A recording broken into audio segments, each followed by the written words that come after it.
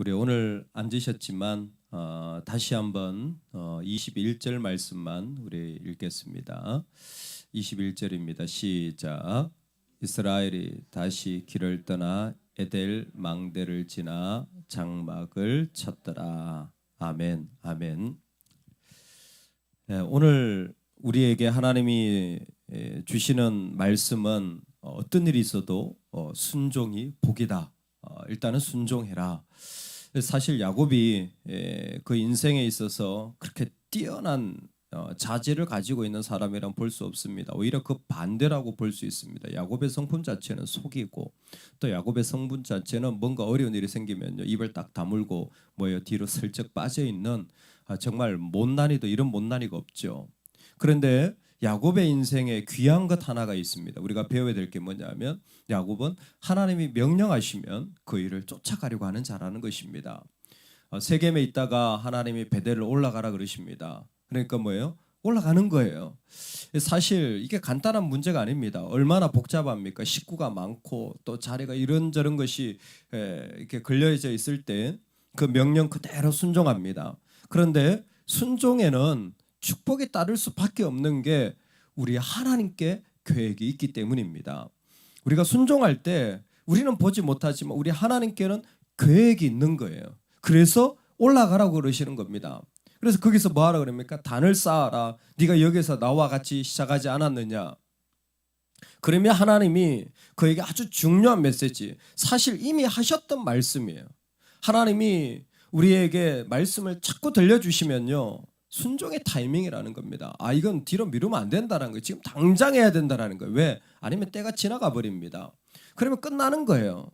지금 또 말씀하시는 거예요. 뭐를? 하나님이 너에게 복을 주고 내가 너를 번성하게 하고 심지어 너의 허리에서 왕들이 나오게 하고 총회가 나오게 하고 무엇보다 내가 너를 이곳에서 하나님이 그 약속하신 풍성한 것들을 세우겠다. 이름도 이스라엘이라 다시 부르시는 겁니다. 우리 한번 믿음으로 선포합시다. 이제는 새로운 옷을 입어야 합니다. 야곱에게 부탁하는 게 뭐냐면, 야곱아, 너의 이름을 바꾸고 땅과 족속을 지우고 이렇게 하는 게 뭐냐? 이제는 새로운 공동체가 일어나야 된다는 거예요. 새로운 인격적인 모습이 너의 삶에 만들어져야 된다는 거예요. 땅은 똑같죠. 베델이 옛날에 있던 그곳이고 아버지가 있었던 곳이니까. 근데 너는 달라야 된다는 거예요. 이 땅에서 너는 다른 공동체를 만들어야 된다는 겁니다. 왜 그렇습니까? 야곱의 아들들이 그곳에 정착해 나가면서 중요한 것이 무엇이냐면 가나안 문화에 대항할 만한 것들이 그 가운데 이루어져야 된다. 가나안 문화에 적응하고 순응하는 것이 아니라 벌써 일어났잖아요. 이제 너는 그런 것이 아니라 이 가나안 문화가 아닌 새로운 하나님의 문화, 하나님의 공동체를 그 가운데서 일으켜 가야 된다는 겁니다. 그게 이 땅에 살지만 이 땅 가운데서 하나님이 이루고자 하는 하나님 나라의 근본적인 모습이라는 거예요.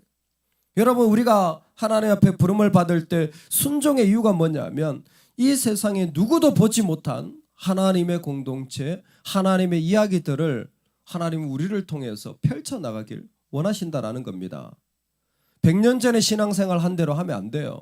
30년 전에 한 대로 하면 안 돼요. 5년 전에 한 대로 하면 안 돼요. 심지어 1년 전에 한 대로 하면 안 돼요. 세상이 얼마나 빨리 바뀌어 나가고 있는데 새로운 공동체로 나가야 된다는 거예요. 어떤 글을 읽다 보니까 아름답게 나이 드는 법이라는 책이 그 글이 있더라고요. 그래서 그 책을 이렇게 읽다 보니까 거기에 그런 내용이 나와요. 나이가 들어도 최신 유행하는 전자제품을 꼭 사라. 그걸 왜 필요하지? 나이가 들어도 최신 유행하는 전자제품을 꼭 사라. 스마트폰도요, 최신으로 사라는 거예요. 집에 있는 전자기기도 나이가 들어도 최신으로 사라는 거예요. 근데 동의가 되어져요. 왜? 나이가 들면 필요가 없습니다. 기능이 점점 간단한 건 필요해요. 근데 세상이 그렇게 나아갈 때 뒤처지지 말라는 거예요. 빨리 배워서 빨리 소통하고 빨리 자녀들한테 얘기해야지. 야, 예전엔 있잖아, 전화 다이얼로 돌렸거든. 이런 얘기 하지 말라는 거예요. 세상 빨리 배우라는 거예요. 근데 그게 동화되라고? 아니요. 그렇게 빨리 변화되는 것 속에서 하나님의 세상을 만들어 가야 될 사람이 바로 우리라는 겁니다. 그래서 야곱아, 옛날의 것을 벗어 던져라. 야곱아, 너를 창조하신 여호와께서 지금 말씀하시느니라. 이스라엘아, 너를 지으시니가 말씀하시느니라. 너는 두려워하지 말라. 내가 너를 구속하였고 내가 너를 지명하여 불렀나니 너는 내 것이라. 아멘. 이사야를 통해 야곱아라고 말씀하시는 게 뭡니까? 지금 이 본문이잖아요. 야곱아, 이스라엘아, 두려워하지 말고 하나님 만드신 새로운 자리로 걸어 들어가라.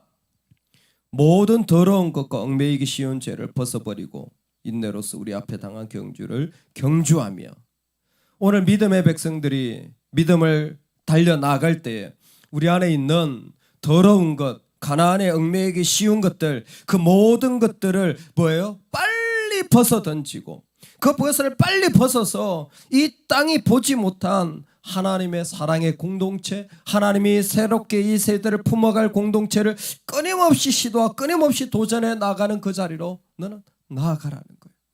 여러분, 우리가 하나님이 이 땅에서 우리를 부르셨을 때에 꿈꾸시고 원하시는 일들이 저와 여러분의 삶을 통하여 이루어지고 세워지는 은혜가 있기를 간절히 소망합니다. 아멘. 야곱을 부르셔서 이스라엘이라 말씀하시는 것은 이제는 아브라함의 시대가 아니라는 거예요. 이제는 이삭의 시대도 아니라는 거예요. 이제는 너의 시대도 끝이 나고 있다는 것을 깨달으라는 겁니다. 그리고 새로운 옷을 입고 새로운 문화를 가지고 새로운 이 땅을 향해서 도전해 나가라는 것입니다.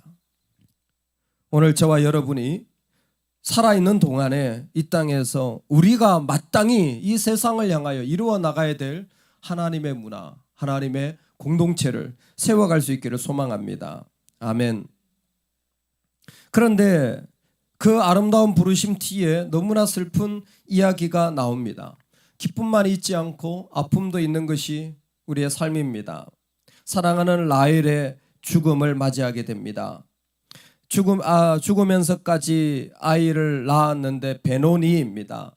아이 이름을 베노니라 하라 그랬어요. 슬픔의 아들 있죠. 그랬더니 베냐민이라 지었습니다. 일부러 그랬는지 잘못 들었는지 베냐민이라 지었어요. 영광의 아들, 오른손의 아들이라는 것입니다. 참 우리의 그 라헬의 죽음의 장면을 보면 라헬은 죽는데 또 베냐민은 또 태어나요. 참 그 생명이라고 하는 것이 죽음과 멀리 있지 않는 것을 보게 되어집니다. 출생할 때가 있고 죽을 때가 있다라는 전도서의 말씀이 그대로 적용되어지는 것 같습니다. 그런데 뭐예요? 오늘 말씀의 아름다움이 21절, 이스라엘이 다시 길을 떠나, 이스라엘이 다시 길을 떠나. 죽음을 보고 있지만, 슬픔을 당하고 있지만 너는 뭐하라? 다시 길을 떠나라. 다시 전진하라. 너의 삶에 아픔이 있지만 너는 뭐하라? 다시 길을 떠나라. 할렐루야. 다시 길을 떠나라. 다시 그 길을 나서라. 그 안에 아직도 안 끝났어요. 아들 르우벤이 서모 빌하와 이 간음을 하는 너무 아픈 이야기도 있습니다. 이놈이 장자 아닙니까? 아마 장자권을 아마 그 요구했는지도 모르죠. 내가 장자니까 상속을 다 받으니까 아버지께 다 내 거 아닙니까? 그랬는지도 몰라요. 그런데 야곱은 여전히 우물쭈물하고 있는 것 같습니다. 침묵하고 있어요. 아무것도 하고 있지 않고요. 그냥 뒤로 물러서 있습니다. 이 야곱의 인생이 참으로 부족하지만 하나님의 이 장면을 우리한테 보여주시는 게 뭡니까? 지금 부족한 인생, 지금 연약한 인생이지만 아직 미래는 남아있다라는 거예요. 지금 다 축복받지 못했어. 이스라엘이라고 했던 기쁨의 자리도 있고 정말 사랑하는 사람이 죽는 슬픔의 이야기도 있고 이해할 수 없는 이런 아픔도 있지만 그러나 뭐예요? 지금 다 갖추지 못했고 지금 다 이루어지지 못해도 여전히 아직 하나님의 계획은 남아 있습니다. 여전히 하나님의 계획은 남아 있어요. 우리는 부분적으로 계속 보고 있는 거예요. 그러나 하나님의 완성은 남아 있기 때문에 그때를 파워라는 것입니다. 여러분, 우리가 지금 누리는 건 부분적으로 실현된 거예요. 우리는 한 부분만 보고 있는 겁니다. 하나님은 아직도 참으로 아름다운 것들을 남겨두신 것입니다. 그래서 마지막 결론이 너무 아름다워요. 이삭이 죽었어요. 이삭이 죽었는데 이삭의 장사를 누가 지내냐면 에서와 야곱이 같이 장사를 지내는 거예요. 형제 관계가 아마 회복이 되었기 때문에 야곱만 장사를 지낸 게 아니라 에서와 야곱이 같이 장사를 지낸 거죠. 뭐예요? 보라는 거예요. 아직 하나님의 때가, 하나님의 아름다움의 이야기들이 남아 있습니다. 여러분, 오늘 우리가 이 땅을 살아갈 때 옷 갈아입는 자가 하나님 부름을 받아 쓰임 받을 것입니다. 빨리 갈아입을수록 하나님 앞에서 그 하나님 기뻐하는 문화를 이루어가는 은혜를 누려나갈 줄로 믿습니다. 동시에 우리가 지금 슬픔을 당한다고 그거 전부라 생각하지 마십시오. 다시 일어나서 길을 떠나야 할 때입니다. 죽음이 있고 슬픔이 있고 아픔이 있어도 뭐예요? 다시 길을 떠나야 됩니다. 일어나서 걸어가십시오. 계속 앞으로 가십시오. 우리에게 당한 경주를 경주해 나가는 인생이 되어지는 은혜가 우리 모두에게 있기를 간절히 축원합니다. 아멘. 우리 같이 한번 기도하겠습니다. 옷을 갈아입어야 할 때라고 하나님이 또 말씀하시네요. 늦추면 안 됩니다. 그러면 그게 우리를 얽어매서 우리를 힘들게 하고 결국 거기에 저주받아서 영적으로 육적으로 죽임 당하게 될까 두렵습니다. 여러분, 오늘 우리 하나님이 말씀하실 때 하나님, 내 신앙의 패턴, 내 삶의 자리, 내 예배의 자리, 내 기도의 자리 하나님 새롭게 옷 갈아입게 하여 주옵소서.